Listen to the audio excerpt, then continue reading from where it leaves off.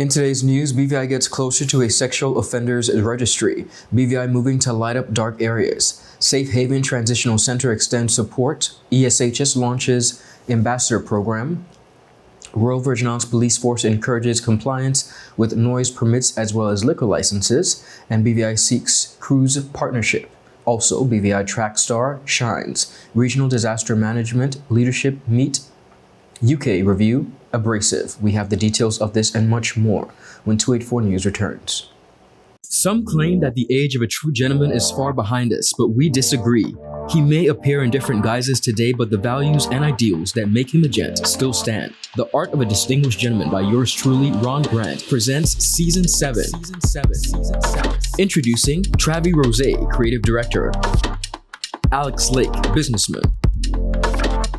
Sean Black, Cinematographer.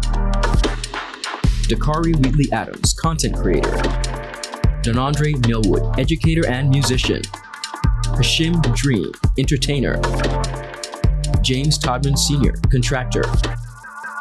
Dr. Albert Tompkins, Psychotherapist. Walter Barrett, Author. Rakim Todman, Producer and Engineer. Kamal Letson, Photographer. Roosevelt Smith III, Sales Manager and Hospitality Professional. Leland Abraham, IT Technician and Cybersecurity Analyst. The Art of a Distinguished Gentleman, Season 7, every Wednesday at 8 p.m., exclusively on 284 Media.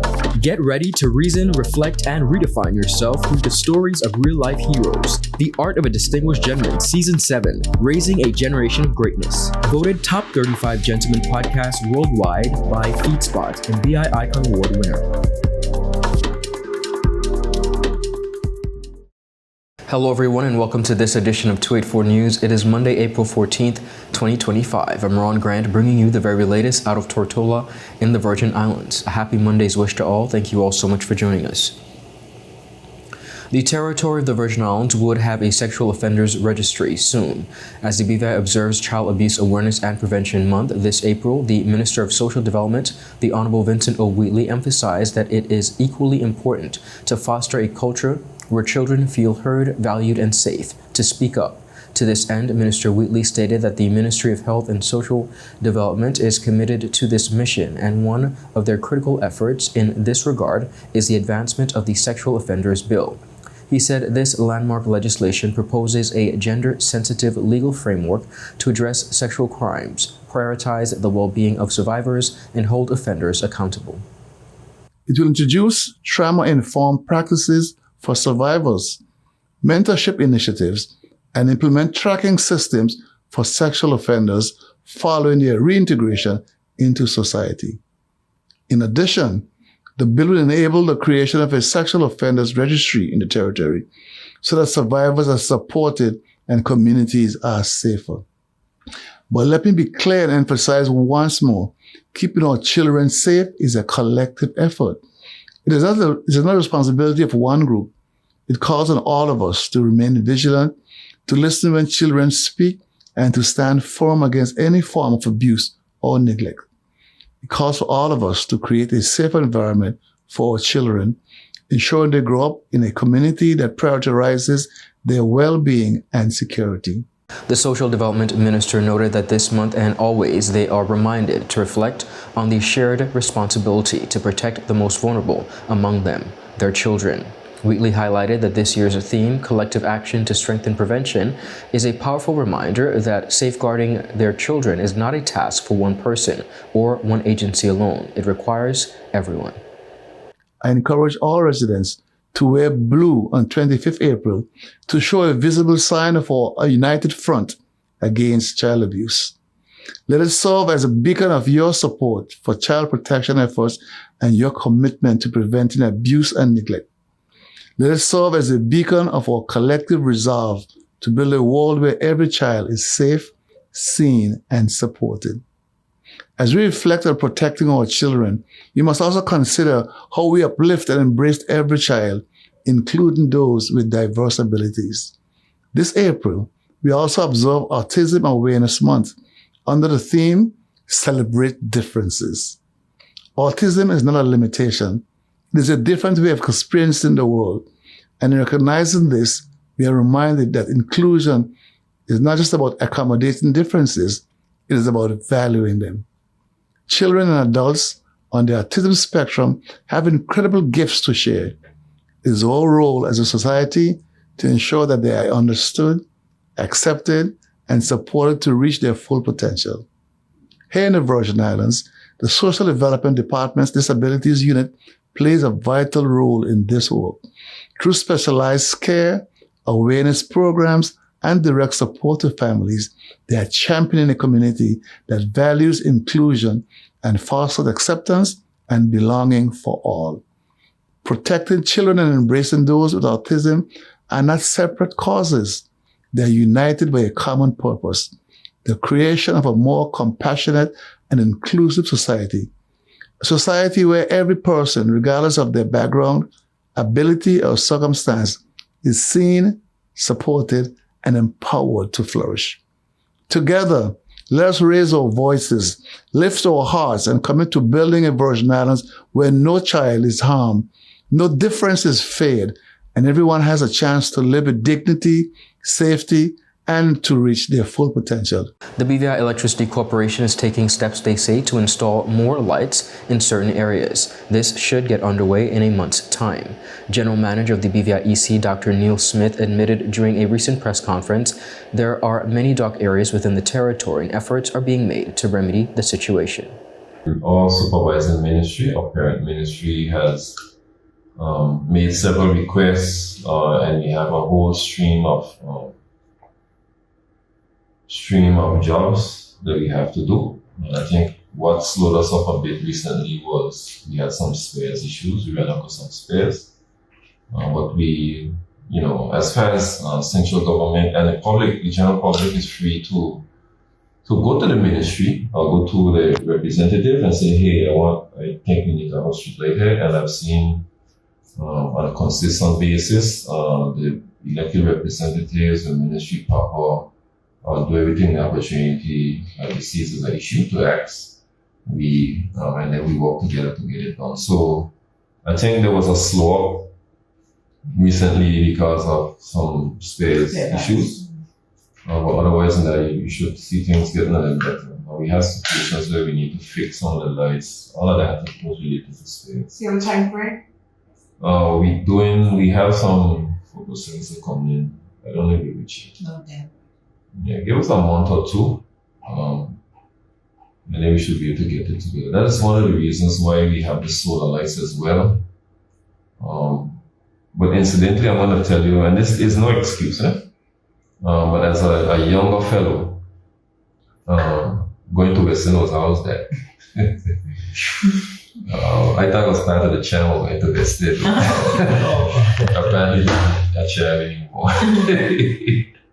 But yeah, so we, the ministry and elected representatives in general have expressed some concerns with that, and I think a lot of that had to do with security concerns. We're doing our best. We had some, like I said, logistical issues. We're working on it. The Safe Haven Transitional Center has completed its outreach initiative targeting vulnerable males within Virgin Gorda, as well as the wider community. The event held on April 4th was made possible through sponsorship of the Mirant BVI, whose support enabled the distribution of gift vouchers from Right Way Food Market to individuals identified as most in need. Director of the Safe Haven Transitional Center, Mrs. Neville George Bronshaw, said it was a pleasure to be able to extend support to the vulnerable male population within Virgin Gorda through the donation of gift certificates. Mrs. Bronstrop said, and I quote, "We are especially grateful to Mirant BVI for their generous sponsorship, which has made this initiative possible. Through this gesture of care, dignity, and inclusion, we are able to reach men who may be facing life challenges." The director added, and I quote, "This donation is a reflection of the center's ongoing commitment to the goal of supporting individuals on their journey towards stability and wellness." At Safe Haven Transitional Center and the Ministry of Health and Social Development, she said, "We believe in the power of community." She also said, "We extend a special thank you to all those who helped to make this initiative possible and to allow us to make a difference in the lives of others." The outreach was coordinated in collaboration with Ms. Laurel Freeman, Program Director and Children and Family Support Services within the Social Development Department. Ms. Freeman partnered with the Virgin Gorda Social Development Office, where Social Welfare Officer Ms. Sherilyn Roberts played a key role in identifying and most reaching the vulnerable members of the community. This initiative reflects the ministry's ongoing commitment, they say, to promoting social inclusion and supporting individuals on their journey to wellness. Up next, viewers, we have much more coming up. We'll be right back after a quick commercial break. Just give me my service. Yeah. Just give me my service. Just give me my service. Make the switch to CCT and get connected today. Unlimited talk, text, and data. Visit any CCT store or call us at 444-4444. CCT, Life Unlimited. He hit me. Will CG cover this? Don't worry. Remember when I was in that competitive arm wrestling circuit? 3-time champion, baby. I did feel bad crushing all those arms and dreams. So I took them all out for ice cream. And then we got crushed. Anyway, CG handled my claims fast. That explains the arm. The best cover for the best value. CG Insurance. Good like that. Attention Anegada residents! Attention Anegada residents! CCT is coming to you! That's right! CCT will be visiting Anegada every third Wednesday of the month. Need to pay your bill? Sign up for a new service? Or have a customer service concern? CCT has got you covered! No need to leave the island. CCT is here to make staying connected easier than ever. Mark your calendars for every third Wednesday starting October 16th and visit us for all your CCT service needs. For more information, call us at 444-4444 or follow us on any of our social media pages. See you soon, Anegada! Welcome back, everyone, and thank you all so much for sticking with us. The Elmore Stout High School say they are excited to announce the launch of its Lunch Ambassador program, a key initiative under the Partners for Peace program. This program invites parents and community members to volunteer during lunchtime once a week to support student supervision while fostering meaningful relationships with students in a positive, engaging environment. The Lunch Ambassador program is designed to enhance the school's efforts in promoting a safe and welcoming atmosphere. Volunteers play an essential role in helping to monitor the lunch period while also serving as mentors, offering guidance, and encouraging positive interactions among students. Assistant Principal Ms. Tanika Phillips expressed enthusiasm about the program, stating, and I quote, "We believe that strong school community partners contribute to a supportive and enriching educational experience for our students. The Lunch Ambassador program provides an opportunity for parents and community members to engage with students in a meaningful way, fostering trust and promoting positive behavior." The initiative aligns with ESHS's commitment to creating a caring and inclusive school environment, ensuring that students feel supported not only by educators but also by the broader community. ESHS added that they are welcoming parents and community members who are interested in becoming lunch ambassadors to sign up and make a difference, whether it's offering a listening ear, encouraging a positive behavior, or simply engaging in a friendly conversation. Volunteers will have the opportunity to help shape a supportive and connected school community. Those interested in partnering with ESHS through the Lunch Ambassador program can contact the school at 468-6764. As the territory of the Virgin Islands prepares to celebrate the 2025 Virgin Gorda Easter Festival, the Royal Virgin Islands Police Force are urging, they say, event organizers and the general public to ensure they secure noise permits and liquor licenses. Police say these are mandatory for any public event involving amplified sound and or the sale or distribution of alcohol. The Royal Virgin Islands Police Force has cautioned that to ensure smooth processing and avoid delays, requests must be submitted at least 10 days in advance of the event, and failure to obtain the necessary approvals may result in the event being shut down. Acting Commissioner Jacqueline Vantapool said they want everyone to enjoy the Easter Festival, but they are also ensuring that the celebrations are conducted safely, responsibly, and within the law. She is encouraging organizers to plan ahead and secure the required permits in good time.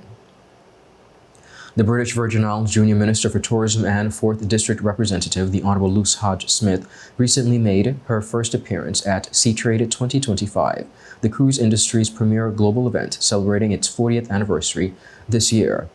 She detailed the experience in a GIS report on site at the event.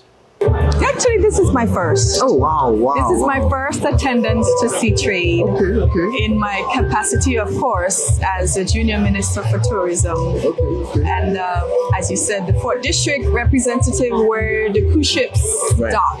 Exactly. So I actually felt it was important for me to be here this particular year because I have some plans. Plans for the district.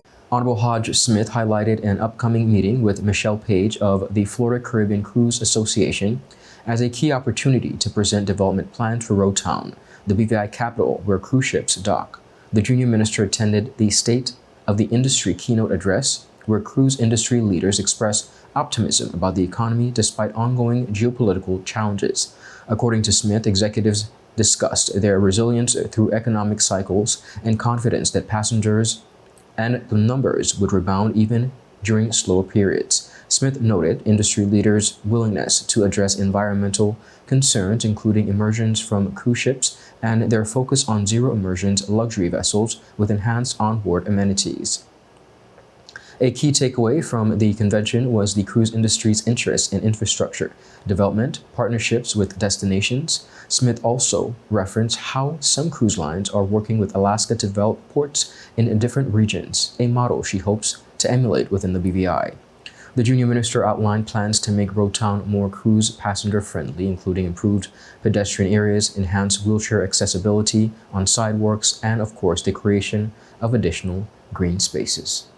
The highlights will come this afternoon when I get the opportunity to sit in a meeting in the next 45 minutes with the Miss Michelle Page of the FCCA. I'm looking forward to that particular meeting so that I could present my presentation on our plans for the Road Town for our capital. And we do appreciate you being, taking the time out with sharing with us. I know they're our neighbors. The FCCA. Yeah, they're not too far from. They're right there. They're right next door. So we're just gonna go right next door. Right. So I'm looking forward to that. And as you mentioned, the State of the Industry keynote this morning, that was very, very interesting. Yes. There were a lot of experts that gave a lot of information on the industry, what's happening. I made some notes, so if you don't mind, I could share because I wanted to take in all that I could, and I made sure I took some notes, and not just to be able to answer your questions, but for myself, educating myself. And I have some interest to meet with the cruise lines. I won't necessarily, I don't think, meet with them individually, but through the FCCA, I will be able to put my message through. So, and it was very interesting to learn that the cruise lines are interested in working with destinations in various projects that they've already done in certain destinations. So I'm hoping that I could pitch what we're planning to them, that they would want to partner with us a little bit more. Although they do stuff, but we want to be able to enhance the partnership with them. Honorable Smith also mentioned BVI Tourist Board's initiative designed to enhance visitor experiences, including a walking tour map and plans for a virtual museum at Craft of Life, where visitors can explore the territory's history and culture. Now, these efforts aim to convert cruise visitors into repeat tourists who may return for longer stays. Up next, we have much more coming right up. Hello, and welcome to today's episode of Pop the Balloon or Find the Connection. Let's meet our first contender, ladies. Okay, Joey, so do you have any toxic traits? I'm very restrictive. I don't give more time. What you get is what you get. I don't like to give unlimited time. That's it. Okay, can you tell us why you popped your balloon? That's a little too restricted for me. Thank you for coming. Okay, ladies, so let's meet our second contender. Sorry, excuse me. Why did you pop a balloon? I could give you minutes, data, unlimited call, overseas call, fiber. What else you need? My friend used to date you. You are scam. She's been for everything and more. Nothing to offer. Okay, ladies, let's welcome our last contender. You look nice. Can you tell us your name? Thank you. My name is Christian Charles Thomas. They call me C Sweetie. What do you have to offer these ladies? Well, security, trust, unlimited time, and a pretty fast. Okay, so do you have any deal breakers? Nah, but here's my number. 444-4444. Y tú, vida ilimitada. Okay, guys, so no pop balloons. For a fast, reliable, and secure connection for your personal or business life, call us at 444-4444 or visit any of our CCT stores and we'll get you connected with the perfect match for you.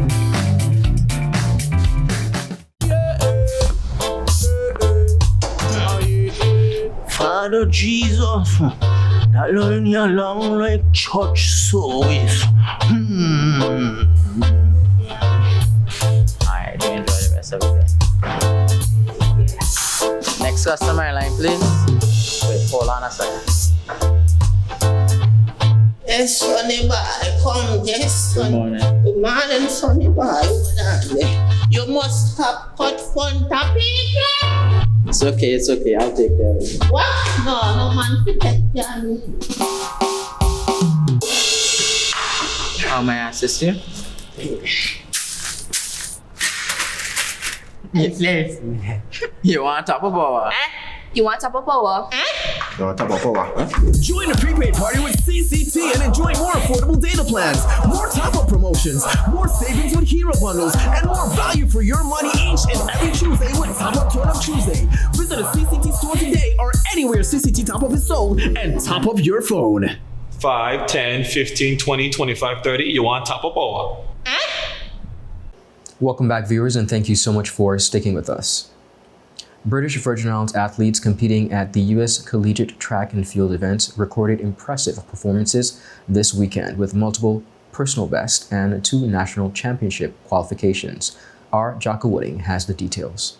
Janaya Deming and Diamone Thomas, both representing Highland Community College, qualified for the national championships following standout performances at the Arkansas Spring Invitational. Deming set a personal best in the 400 meters with a time of 58.66 seconds and anchored Highland's 4x100 meter relay team to a school record of 46.66 seconds. Thomas secured her nationals berth with a qualifying time of 14.30 seconds in the 100-meter hurdles, finishing 4th in her heat. This performance improved on her previous season best of 14.64 seconds and earned her 12th place overall. Thomas also ran the first leg of the record-breaking 4x100 meter relay team and was recently named Scottie of the Week after running 12.54 seconds in the 100-meter dash. In field events, Jaimon Gubbs claimed first place in the shot put at the NSU Leon Johnson Invite with a throw of 18.59 meters. Kimberly Smith also secured a gold medal, leaping 6.01 meters in the long jump at the Whitworth Jeffron Classic.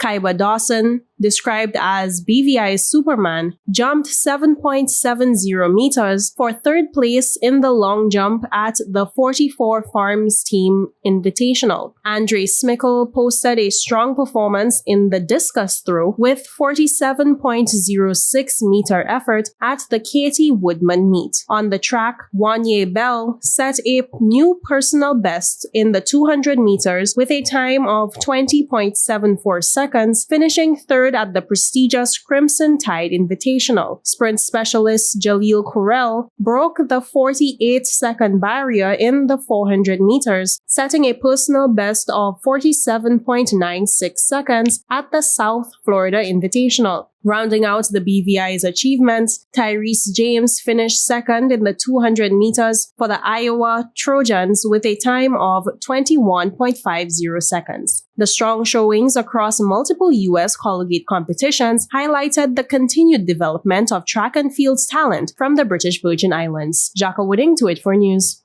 Territorial at-large representative, the Honorable Stacey Mathar, is peeved by what he calls the abrasiveness contained in the law enforcement review, which was debated in the House of Assembly. Some of the recommendations in the review report includes shutting down some of the ports of entry in the outer islands. Mathar said he is bothered by what is being proposed.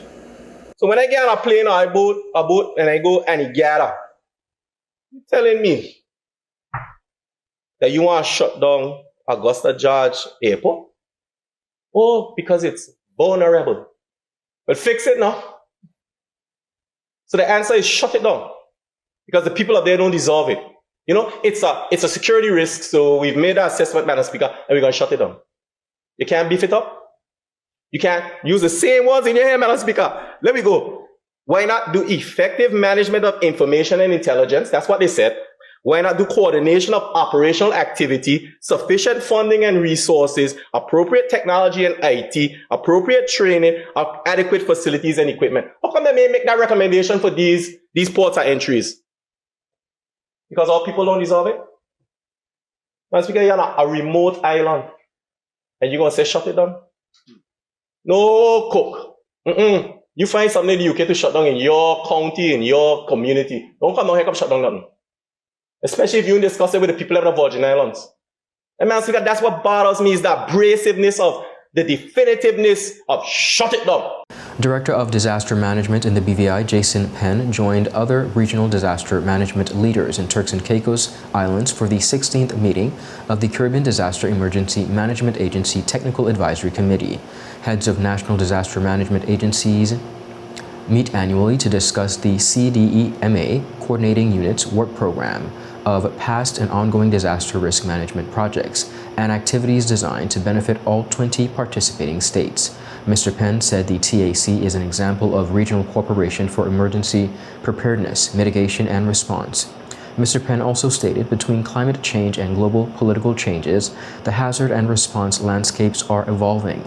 We may not know what the next hazard impact will be, but we do know that collaborating with our Caribbean neighbors puts us in the best possible position to respond effectively. Delegates discussed emergency impacts in participating states since last year, the regional response mechanism, plans for the next regional comprehensive disaster management strategic framework, and other matters of regional concern. Turks and Caicos Islands Governor Delaney Daniel, in remarks, emphasized the challenges brought by natural and man-made disaster hazard threats, stating, and I quote, "No one country or agency can meet these challenges alone. It is only through collaboration, innovation, and shared responsibility that we can build resilience for each of our states and across the region." CDEMA comprises of 20 participating states: Anguilla, Antigua and Barbuda, Cayman Islands, Commonwealth of Bahamas, Barbados, Belize, Dominica, Grenada, Guyana, Haiti, Jamaica, Montserrat, St. Kitts and Nevis, St. Lucia, St. Martin, St. Vincent and the Grenadines, Suriname, Trinidad and Tobago, Turks and Caicos Islands, and the Virgin Islands. The TAC is the technical and programmatic advisory arm of CDEMA. TEC members include the national disaster coordinates of all participating states, plus representatives of specialized regional organizations with mandates relevant to the regional disaster management agenda.